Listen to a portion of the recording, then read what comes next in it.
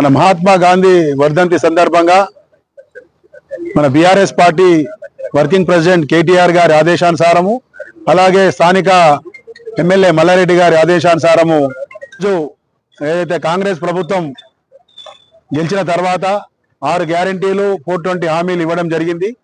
కానీ ఈ 15 నెలల కాలంలో కూడా వాళ్ళు ఎలాంటి కూడా ఒక హామీ కూడా వాళ్ళు నెరవేర్చలేదు. కాబట్టి ఇక్కడ గట్కేసర్ బీఆర్ఎస్ పార్టీ మున్సిపాలిటీ శాఖ నుంచి ఇక్కడ ఈ గాంధీ గారికి మెమోరాండం ఇవ్వడానికి ఇక్కడ పార్టీ అందరూ కూడా ఇక్కడ విచ్చేసినారు. ఇక్కడ మాజీ వైస్ చైర్మన్ పలుగుల మాధవరెడ్డి గారు, స్థానిక మాజీ కౌన్సిలర్లు, మాజీ కమిషన్ సభ్యులు, అందరు పార్టీ సీనియర్ కార్యకర్తలు, మాజీ సహకార బ్యాంకు చైర్మన్ సారా శ్రీనివాస్ గౌడ్ గారు అందరు కూడా ఇక్కడ విచ్చేసినారు. కాబట్టి ఏదైతే మీరు 6 గ్యారెంటీలు 420 హామీలు ఇచ్చిరో దాన్ని మీరు వెంటనే అమలు పరచాలి. మీరు మోసపు పూరిత వాగ్దానాలు చేయడం జరిగింది. కాబట్టి బీఆర్ఎస్ పార్టీ ఎత్తున రాష్ట్రంలో పెద్ద ఎత్తున కూడా ప్రతి గ్రామంలో కూడా ఈ ప్రజాపాలన ఏదైతే మీరు చేస్తున్నారో దాన్ని ప్రతి ప్రజలు కూడా అక్కడ స్వచ్ఛందంగా వచ్చి మీరు ఇచ్చిన గ్యారెంటీల మీద వాళ్ళందరూ కూడా నిలదీయడం జరుగుతుంది.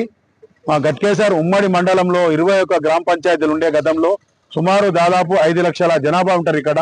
కానీ మీరు పైలట్ ప్రాజెక్ట్ కింద చిన్న గ్రామమైన గణపురం తీసుకున్నారు. ఆ గణపురంలో కూడా మీరు పెట్టుకున్న అప్లికేషన్లకు కూడా మీరు ఎవరికి కూడా అక్కడ చాలా మందికి ఇవ్వలేదు. కొద్ది మందికి ఆ రేషన్ కార్డులు కానీ ఇందిరా మిల్లు కానీ మీరు కేటాయించడం జరిగింది.